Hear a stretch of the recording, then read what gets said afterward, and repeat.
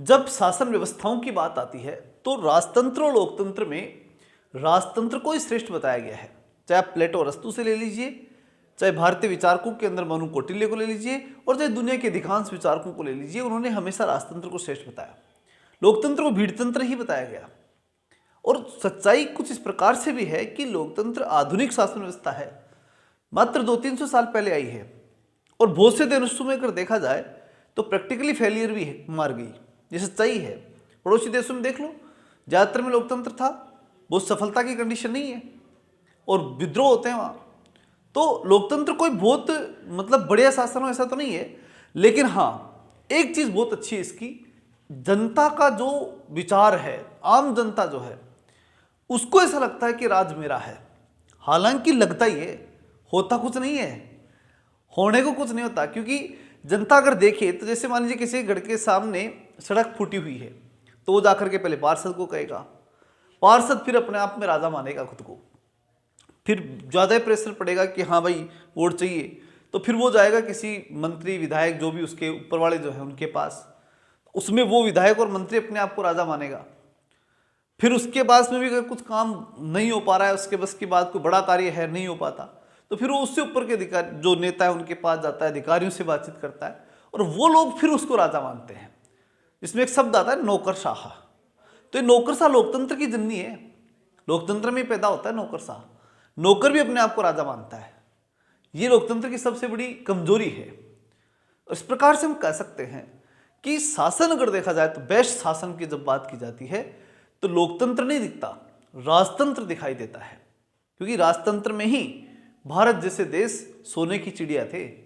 यह अलग विषय हो सकता है कि बाद में उसी दौर में जो है वो विदेशी आक्रांता आए और मुगल आदि सब आए, उसके बाद अंग्रेज आए, ये अलग विषय हो सकता है। बाकी राजतंत्र में हमारे यहाँ किसी प्रकार का ऐसा शोषण या जो कंडीशन, जो सामाजिक शोषण की बात, सामाजिक असमानता की थी, पूरी वर्गीय असमानता कही जाएगी इसे, कि एक जाति दूसरी जाति का शोषण कर रही थी, एक राजा जनता का शोषण कर रहा था, ऐसा आपको बहुत कम दिखाई देगा।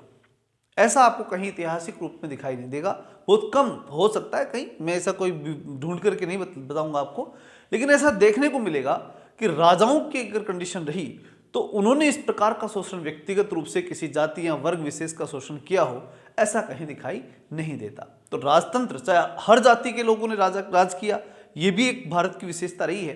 अगर आप गौर से देखेंगे तो राजस्थान में अगर मैं बात करूं तो जाटों ने भी राज किया है, तो राजपूतों ने भी राज किया है, तो मीणाओं ने भी राज किया है। जयपुर के अंदर पहले मीणा राज करते थे, आदिवासी जनजाति के क्षेत्र की जो बात की जाती है। तो हर प्रकार के लोगों ने, खुद जो महाराणा प्रताप जो थे उनके भील सेनापति हुआ करते थे।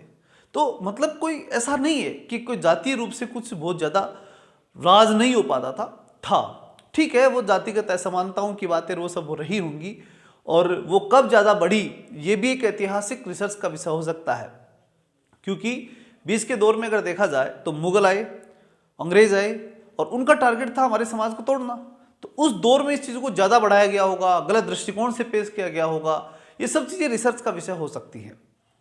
लेकिन जो एक देखा जाता है, क्योंकि राजा जैसा होती है, जैसे कहा गया था पहले कि यथा राजा तथा प्रजा, तो राजाओं का इतिहास जब देखा जाता है तो इस प्रकार के भेदभाव का इतिहास दिखाई नहीं देता, और एक श्रेष्ठ शासन ही दिखाई देता है।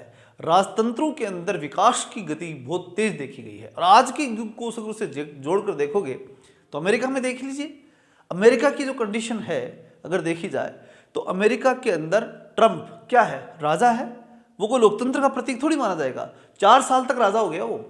लोकतंत्र तो वहाँ की पब्लिक जो है उसको मार रहा है, वो गोली मार करके। गोली से भी थोड़े दिन पहले की बात है कि वहाँ एक महिला को जो है वो ट्रंप का विरोध करने के कारण से मार दिया गया।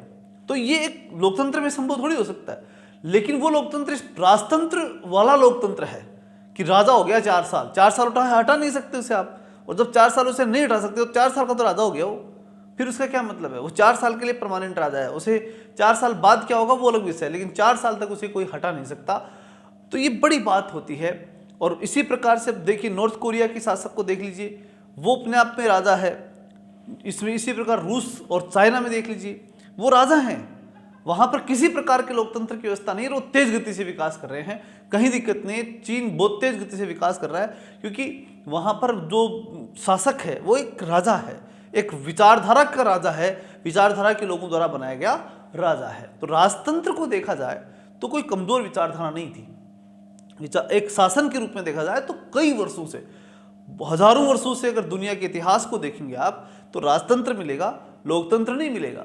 बस लोकतंत्र मैंने कहा एक चीज है कि जनता को ऐसा लगता है कि हमारा शासन है, बाकी होता जनता का भी नहीं है, क्योंकि जनता के कई मीडिएटर होते हैं और वो लोग 5 साल के लिए अपने आप को राजा मानते हैं। और अगर दो पक्षों को देखा जाए तो वो अपने को राजा मानता है, जब वो आता है तो फिर वो अपने को राजा मानता है। और कुल मिलाकर के शासन जो है वो उससे बढ़िया तो स्पष्ट राजा ही हो तो ठीक है। एक स्पष्ट राजा हो तो मालूम तो सही कोई ये स्पष्ट राजा है साहब, अब इसके अकॉर्डिंग काम करना है, तो वो स्पष्टता तो रहे। यहाँ स्पष्टता और नहीं है।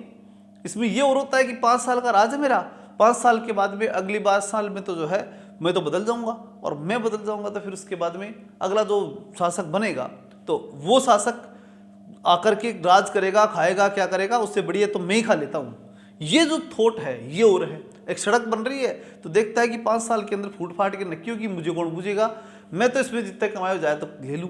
राजस्थान में भी थोड़े दिनों पहले वाकया आया था, 3-4 विधायक जो थे उनके ऊपर आरोप लगा था कि भाई 40% जो है इन्होंने कमीशन लिया है।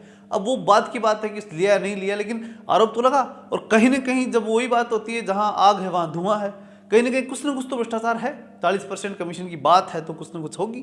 तो ऐसी स्थिति के अंदर हम देखते हैं तो बहुत महत्वपूर्ण रूप से दिखाई देता है कि लोकतंत्र में जब व्यक्ति बनता है तो देखता है कि मैं निर्धारित समय तक हूँ, मेरा समय निकल जाएगा, मुझे जितना भ्रष्टाचार करना है कर लेना चाहिए, ये एक थोट रहती है।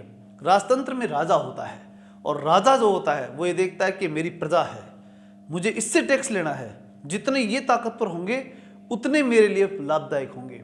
इसलिए एक बड़ी बात है कि राजतंत्र में राजा सब कुछ है और वो राजा प्रजा को उसके अकॉर्डिंग ही देखने का प्रयास करता है, अपनी मानता है, अपनत्व का भाव उसमें ज़्यादा रहता है बजाय लोकतंत्र में जब वो राजा बनता है, चाहे कोई भी बने, चाहे वो छोटा विधायक ही बने और चाहे वो पंची सरपंच ही बने, चाहे वो मंत्री बने, चाहे वो कोई भी व्यक्ति बने, उसका थॉट ये रहता है कि मैं जब तक हूँ तब तक हूँ, मैं नहीं हूँ तो मैं नहीं रहूँगा।